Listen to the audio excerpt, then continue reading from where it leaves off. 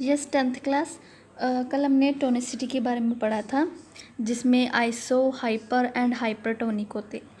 Now our next topic is active and passive transport. तो सबसे पहले एक्टिव ट्रांसपोर्ट के बारे में देखेंगे। The movement of substance from its lower concentration to higher concentration that is against concentration gradient is called active transport.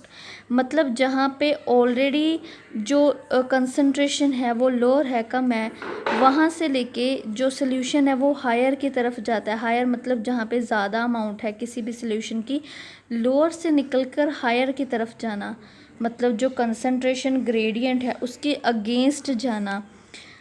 Already come amount से निकल के हायर की तरफ जब कोई सोल्यूशन या सब्सटेंस मूव करता है तो उसको हम एक्टिव ट्रांसपोर्ट बोलते हैं। बट ये आमतौर पे नहीं देखने को मिलता। इसमें क्या होता है, एनर्जी का यूज़ होता है। It is just opposite to what happen in diffusion. जो हमने डिफ्यूज़न एंड ऑस्मोसिस पढ़ा है, ये उसके ऑपोजिट है बिल्कुल। Active transport occur through semi permeable membrane. एक तो ये सेमी परमिएबल मेम्ब्रेन के थ्रू होता है।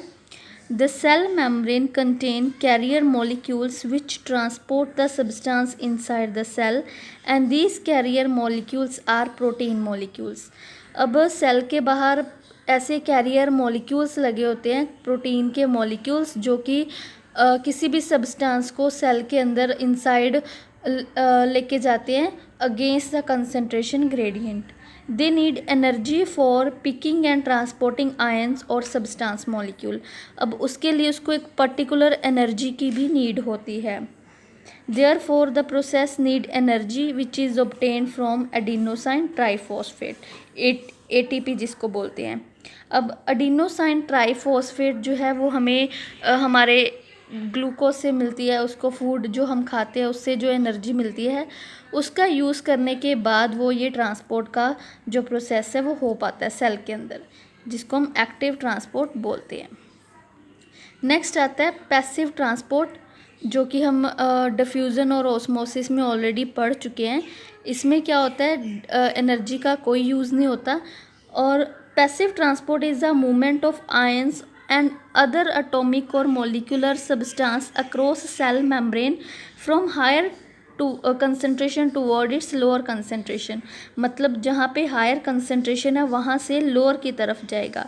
मतलब जैसे अगर हमारे पास एक बीकर है और उसमें एक सेल रख दे, बीकर में वाटर ज़्यादा है और सेल में कम है, तो वो धीरे धीरे जो वाटर है वो सेल के अंदर जाना शुरू कर देगा, हायर से लोअर की तरफ जाना शुरू कर देगा। और इसमें किसी भी टाइप की कोई भी एनर्जी की भी ज़रूरत नहीं होती। जैसे जितने भी हमने अभी तक प्रोसेस पढ़े हैं, डिफ्यूज़न है, ऑस्मोसिस है, वो सारे के सारे जो हैं वो पैसिव ट्रांसपोर्ट होते हैं। इसलिए उसको हम अगर डिफरेंस हम देंगे तो उसको हम पैसिव ट्रांसपोर्ट और डिफ्यूज़न लिख दे तो सेम चीज़ है वो। तो नेक्स्ट जो डिफरेंस है, difference between passive and active transport, जिसको हम diffusion and between active transport भी बोल सकते हैं।